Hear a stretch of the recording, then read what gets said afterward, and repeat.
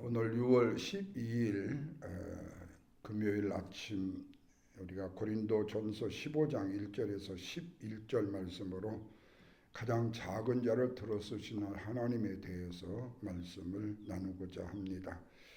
오늘 본문 고린도전서 15장은 그리스도의 부활에 대한 이야기지만 실제로 부활 이코로 얘기하면 복음이라고 말할 수가 있습니다. 그래서 1절에서 7절 말씀까지는 복음의 내용을 얘기하고, 그리고 8절에서 11절까지는 바울 사도가 대개 하신 하나님의 은혜에 대해서 나누고 있습니다. 바울은 고린도 교회 성도들에게 복음이 뭐라는 것을 상기를 시킵니다. 그러면서 바울이 내가 전한 것도 복음이고 성도들을 통해서 전해받은 것도 복음이고 성도들이 지금 서 있는 토대도 복음이다, 이렇게 말을 합니다.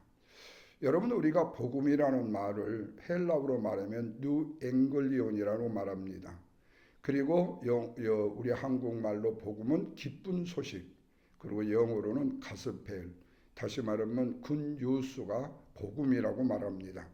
그런데 이 복음은 바로 예수 그리스도에 관한 것입니다. 예수 그리스도의 것을 말해요. 그러니까 복음 자체는 예수 그리스도 이코르예요. 그거를 한마디로 말하면 예수님이 인류의 죄, 우리 인간의 모든 죄를 다 짊어지시기 위해서 십자가에 죽으셨고, 죽으신 지 사흘 만에 사망의 권세를 깨뜨리시고 다시 부활하신 것. 다시 말하면 죄인들을 구원하시는 하나님의 능력이 바로 복음이다, 이렇게 말을 합니다. 자, 이 복음을 우리 기독교에서 5가지로 얘기합니다. 첫째는 예수님이 동정녀의 탄생, 다시 말하면 성령의 역사하셔서 마리아를 통해서 남자의 씨를 받지 않고 여자의 후손으로 예수님이 탄생하신 것, 이게 복음입니다. 이게 기적입니다. 두 번째는 그 예수님이 우리 모든 인간의 죄를 위해서 십자가에 죽으신 거예요. 그분이 왜 우리와 상관이 없는데 우리를 위해서, 나를 위해서 우리가 죽었다고 말하느냐? 그것은 우리가 구약에서 이스라엘 백성들이 죄사함을 위해서는 뭐를 대신 대속물로 바쳤죠? 양을 바쳤고 비둘기를 바쳤고 송아지를 바쳤어요. 다시 말하면 그 짐승에다가 내 죄를 거기다가 뒤집어 씌웠던 거죠. 그래서 그를 제단에서 목을 따고 피를 흘려서 번제단에가 바치게 되면 내 죄가 사함을 받았어요. 이것이 내가 갖는 죄를 사함받기 위해서는 쉼없이, 특별히 6월절에는 예루살렘 성전에 올라가서 이 일들을 행하는 일이었어요. 그런데 예수님이 이 땅에 오셔서 십자가의 단번에 죽으심으로, 한 번 죽으심으로 저와 여러분들의 모든 죄를 다 씻어 주셨다. 바로 이게 기독교에서의 핵심적인 복음입니다. 자, 세 번째로 뭘 말하느냐? 예수님은 죽으신 지 3일 만에 사망의 권세를 깨뜨리시고 부활하셨다는 거예요. 여러분, 세상에 종교가 많습니다. 유교, 불교 등등의 이슬람 많지요. 그런데 기독교가 종교에 속하지 않고 진리에 속하는 이유가 바로 예수 그리스도의 부활이 있습니다. 예를 들어 예수님이 동정녀 마리아를 통해서 탄생했다는 이야기. 근데 이런 이야기들이요, 각 나라의 설화에도 많이 있습니다. 그리고 또 대신 나를 위해서 부모가 죽어두기도 하고, 어떤 사람이 나를 위해서 대신 감옥에 가기도 하고 나를 위해서 죽어줄 수도 있어요. 거기까지는 언뜻 비슷하게 느낄 수 있습니다. 그런데 죄를 위하여 십자가에 죽으신 예수님이 3일 만에 부활하셨다는 것, 사망의 권세를 깨뜨리시고 부활하셨다는 사실은 어느 종교에도 있을 수 없는 일입니다. 여러분, 지금 이스라엘에 가면은요, 그 원형 로크 성전이 보입니다. 우리 이스라엘 정경의 사진 중에 누렇게 황금 도무로 된 것이 로크 성전입니다. 이것은 기독교의 성전도 아니고 그 다음에 모슬림의 성전입니다. 마치 로마의 바티칸이라는 나라가 있듯이 바로 이스라엘의 유일하게 그 로크 성전, 거기만이 바로 누구의 땅이에요? 팔레스타인의 땅입니다. 이스라엘 땅이 아닙니다. 그래서 이전에 그들이 이그 로크 성전으로 그 금식 라마단 이거 하러 왔을 때에 그 극우의 이스라엘 그 군인들이 총을 쏘아서 죽이고, 군인이 아니라 그 사람들이 그럴 유월 사태가 엄청 일어난 게 있었죠. 여러분, 그 로크 성전 안에 들어가면요, 그게 모슬렘 성전인데요, 이 가운데에 우리 예배당보다도 약간 더 큰 돌멩이 하나가 있습니다. 바윗돌이 있습니다. 그 바윗돌에 펜스로 쳐놨어요. 근데 펜스가 바로 그 돌하고 가깝습니다. 그런데 사람들이 그 펜스를 돌면서 그 바윗돌을 얼마나 많이 만졌는지 그 바윗돌이 반질반질해요. 그런데 중요한 게 있어요. 그 가운데 보면요, 발이 딱 들어가지고 딱 이렇게 한 거, 이 발을 자국이 하나가 있어요. 근데 실제로 이 발자국이 뭐를 의미하느냐면요, 그 마음에시요, 거기에서 이 성천을 했다는 얘기거든요. 근데 여러분, 그 말발자국, 사람 발자국은요, 우리 전북 고창의 선운사에 가면요, 그 도사람 쪽에도 그거 있습니다. 예. 근데 그걸 놓고 상징적으로 우리 마음에시 우리를 위해서 승천했다, 우리를 구원했다라고 생각하는 거예요. 그러니까 우리가 말하는 기독교의 예수를 그 마음에서로 만든 거죠. 그것을 알라로 또 칭해버린 거예요. 그러니까 그만큼 변형된 일들이 많아요. 그렇다면은 우리 기독교가 왜 세상이 말하는 종교에 포함되지 않느냐? 그것은 종교는 학문입니다. 그리고 도를 닦을 수 있는 거예요. 그런데 그 종교는요, 구원을 주지 못합니다. 우리에게 구원을 줄 수 있는 유일한 종교는 진리이신 예수 그리스도가 우리 죄를 위하여 십자가에 죽으신 거 하나밖에 없습니다. 이렇게 얘기하면은 좀 학문적 지식이 있고 식견이 있는 사람들이 하는 얘기가, 왜 기독교인들은 폭이 좁냐? 그리고 왜 다른 종교로 타 종교를 같이 인정하지 못하고 그러냐? 그래서 요즘에 천주교에서는 불교와 연합 종교 행사도 갖고 같은 종교끼리 그런다. 심지어 감리교의 변선한 교수라는 사람은 기독교 외에도 구원이 있다고 해가지고 엄청난 문제를 야기한 게 있죠. 지금도 그런 신학적 백그라운드를 가지고 신학을 공부한 사람들이 있어요. 그러나 여러분, 신학과 신앙을 착각하면 안 돼요. 신학 박사라고 해서 신앙이 있다라고 보장하면 안 됩니다. 신학 박사라고 해도 학문적 지식은 연구했을지 모르지만 그 안에 내 죄를 위하여 십자가에 죽으신 예수 그리스도가 없으면, 부활이 없으면 그 신앙은, 그 복음은 가짜인 거예요. 그렇기 때문에 바울은 지금 사망의 권세를 깨뜨리시고 부활하신 예수 그리스도의 복음에 대해서 말하는 거예요. 이게 하나님의 능력이라는 거예요. 그래서 이 부활의 믿음을 따르는 자에게는 구원을 얻는다. 자, 그리고 그리스도의 부활이 있죠. 그분이 다시 어떻게 했죠? 승천했어요. 그리고 다시 재림하신다고 그랬어요. 그러니까 동정녀 탄생, 십자가의 죽음, 그리스도의 부활, 승천, 재림, 이게 바로 우리 기독교의 5대 교리라고 얘기를 합니다. 그 중에 핵심적인 내용이 바로 부활이에요. 그래서 부활은 베드로를 통해서 오늘 말씀에 보면 500여의 성도들, 그리고 사도들, 그리고 또 끝부분에 뭐라고 하니, 만삭도 되지 못한 나 같은 사람에게도 부활을 보이셨다 그랬어요. 그래서 사도들과 믿음의 형제들을 부활의 증인으로 여겼다. 오늘날의 교회가 바로 무엇을 전파해야 되는가? 바로 이 복음의, 역사적인 복음의 전파를 이어가는 거예요. 이게 바로 오늘날 주의 핏값으로 세워진 교회의 사명인 거예요. 우리들끼리 모여가지고 세상 말로 사찌기 사뽀뽀하고 우리 참 좋다, 은혜롭다, 이게 아니고 지금 세상에 주구하는 영혼을 향해서 내가 받은 그리스도의 복음의 은혜를 그들의 영혼들에게 전해야 되는 거예요. 이게 바로 그리스도인이 이 사명인과 동시에 하나님이 교회를 이 땅에 세우신 목적이기도 한 거예요. 자, 이렇게 바울은 이 사실에 대해서 분명히 얘기합니다. 그리고 8절 이하에서 자신은 만삭이 되지 못한 자인데도 불구하고 그에게 복음이, 이 그리스도의 부활이 보여졌다고 그랬어요. 자, 만삭이 되지 못했다는 말은 세상으로 말하면 조산했다는 얘기입니다. 그러면서 바울은 자기 자신은 너무 약해서 사도라는 칭함을 받을 수도 없었는데 하나님의 주권적인 은혜를 부각시킵니다. 그러면 왜 바울은 그렇게 겸손했을까요? 여러분, 바울이 사울이었을 때 어떤 사람인지 아시죠? 그는 그리스도인 믿는 사람들을 그렇게 핍박하고 잡아다가 옥에 가두고 심지어는 죽이기까지 했던 사람이에요. 거기에 주동자가 바로 사울이었어요.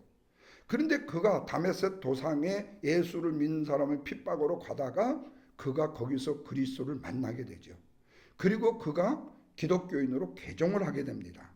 그러니까 바울이 생각했을 때 사울이었던 자신이 기독교를 얼마나 박해했고 예수 믿는 사람을 박해했었으니까 자신이 가장 낮은 자라고 고백을 합니다. 그런데 자기가 사도가 되었던 것은 오직 하나님의 은혜라고 말을 해요.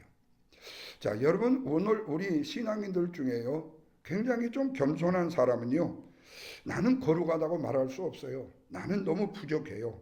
내가 진짜 성도라는 생각이 들지 않아요.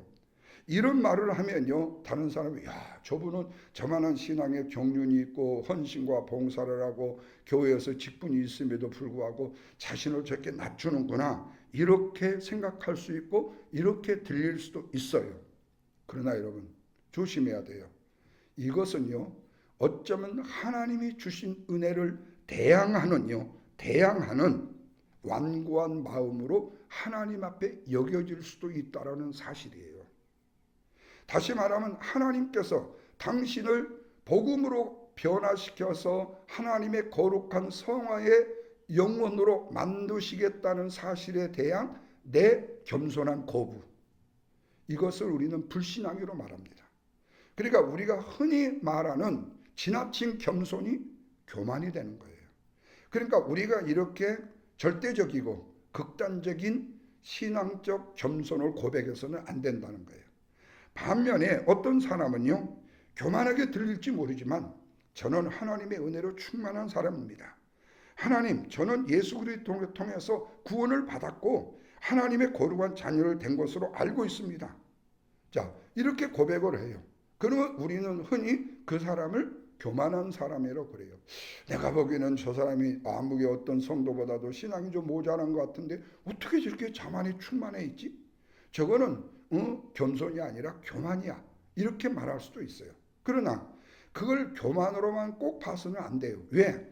그분의 마음속에 주님이 내 죄를 사해 주시고 내 죄를 위하여 십자가에 죽으심으로 내가 그분을 믿음으로 내 죄가 사함을 받았다는 사실에 대해서 고백할 수 있다는 것은 바울이 예수 그리스도를 핍박하는 자의 입장에서 하나님의 은혜로 말미암아 사도가 됐다라는 하나님의 은혜를 강조하는 것과 같은 이치일 수 있다는 거예요. 여러분, 예를 들어 생각해 보세요. 제가 목사로서 여러분들한테 강단에 쓸 때마다, 성도를 만날 때마다, 여러분, 저는 참 부족해요. 저는 구원을 받았는지 모르겠어요. 저는요, 이렇게 신앙생활했는데 진짜 이게 하나님이 내가 기뻐하는 신앙인지 모르겠어요. 맨날 그런 소리만 한다고 생각해 보세요. 그러면 제가 전하는 말씀을 여러분들이 아멘으로 믿겠어요? 아니, 자기 확신도 없는 저 목사의 말을 우리가 과연 믿어야 돼? 안 믿어줄 거예요. 그러니까 지나친 겸손 자체도 하나님의 능력을, 하나님의 권능을 항거하고 거부하는 불신이 될 수 있다는 것. 그러나 내가 하나님 앞에 구원받은 은혜의 백성이에요. 내 과거는 죄인이었어요. 나는 부족한 사람이었어요. 지금도 연약한 삶 속에 살고 있어요. 그럼에도 불구하고 하나님은 나를 사랑하셔서 내가 구원받은 하나님의 백성이 되게 하셨다는 것이 하나님의 은혜라고 고백하고 얘기하는 담대함. 이게 바로 지금 현재 구원받은 하나님의 거룩한 백성이라는 고백의, 신앙의 고백이 될 수도 있다는 사실이에요. 우리는 내 스스로 생각할 때 굉장히 나쁜 죄인이라 할지라도 하나님은 우리를 하나님의 훨씬 더 많은 사랑을 받은 하나님의 사람으로 인정하고 계신다라는 사실 자체는 우리가 부인할 수 없는 일이잖아요. 내가 하나님의 사랑을 거부할 수도 없잖아요. 하나님의 은혜를 거부할 수도 없어요. 바울이 바로 그거예요. 실제로 사도 바울은 12제자에 속한 제자가 아닙니다. 그런데 보십시오. 12제자들은요. 마태, 마가, 누가, 요한. 이 복음서 외에요. 복음이 없어요. 복음의 편지가 없어요. 다시 말하면 66권의 성경에 들어간 내용이 없어요. 그 사람 외에. 그런데 누구는요? 빌레몬 같은 사람은 사도가 아님에도 비밀번서가 있고요.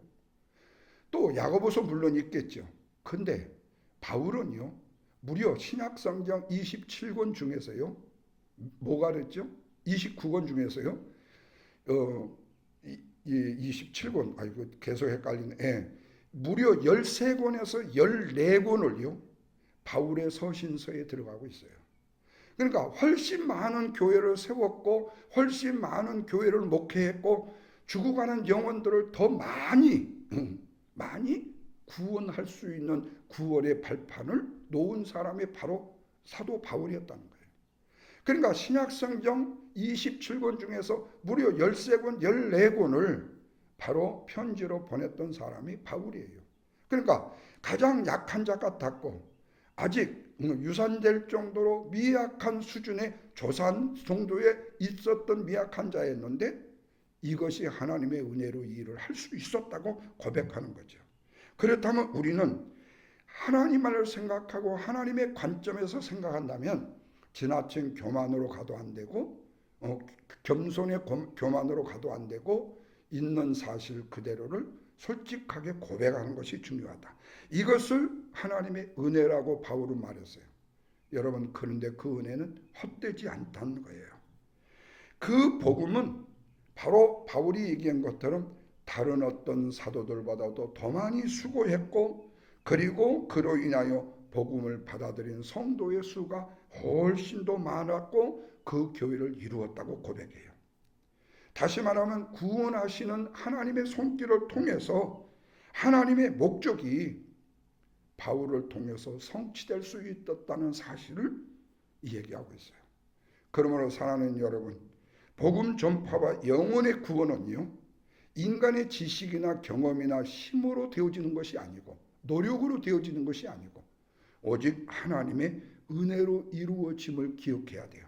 그렇다면 여러분, 하나님은요, 세상에 정말로 강한 자만을 쓰시는 것이 아니고 세상에 뛰어나고 지식이 충만하고 경험이 풍성한 사람만을 쓰시는 것이 아니고 가장 작은 자 같았던 바울을 쓰셨던 하나님이라면 저와 여러분이 하나님 앞에 어떤 큰 능력을 행하지 못한다 할지라도 날마다 부적투성이 같던 실수하는 영혼이라 할지라도 그리고 나약하여서 넘어지고 쓰러지는 우리의 영혼이라 할지라도 하나님은 내가 하나님을 내려놓는다 할지라도 하나님은 저와 여러분을 내려놓지 않고 끝까지 붙들고 계시면서 우리에게 소망을 주시고 힘을 주시고 능력을 주시는 복음의 권능의 하나님이심, 능력의 하나님이심을 우리에게 증명시키고 계신다는 사실입니다. 그러기에 저와 여러분들이 하나님과의 관계가 정말로 중요합니다. 가까이 덜 중요한 것을 포기할 수 있을 정도로 우리는 하나님과 관계를 바르게 가져야 돼요. 그리고 하나님 앞에서 겸손하게 엎드리는 사람은 하나님이 자신이 우리의 인간의 모든 순간을 내가 지지하고 계심을 믿고 신뢰하기에 당당하고 자존심이 높은 사람이다.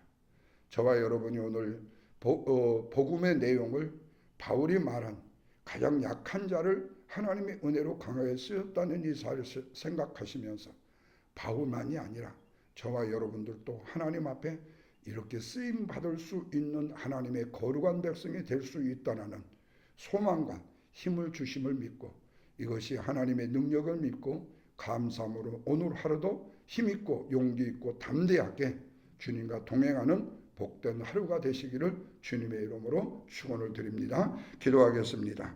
하나님 아버지, 죄악으로 죽을 수밖에 없었던 우리를 십자가의 보혈로 건지시고 구원의 믿음으로 세우신 사랑에 감사드립니다. 모든 것이 하나님의 은혜요, 하나님의 사랑이요, 하나님의 축복이요, 하나님의 능력임을 다시 고백합니다. 오늘도 복음 안에 살고 복음의 능력을 드러내며 복음을 위해 수고함으로 우리를 향한 주님의 뜻을 이루어가게 하여 주시옵소서. 세워주신 우리 그린빌 교회를 하나님이 사랑하여 주셔서 지나간 세월 동안도 어렵고 힘든 일 중에도, 때로는 시련과 역경 중에도, 때로는 포기할 만한 아픔과 고통 중에도 여기까지 오게 하셨고 인도해 주신 은혜 감사합니다. 무엇보다도 몸낸 재난을 지키고 헌신적으로 수고하며 일했던 사랑하는 성도들의 아름다운 충성과 봉사와 헌신이 있었음도 고백합니다.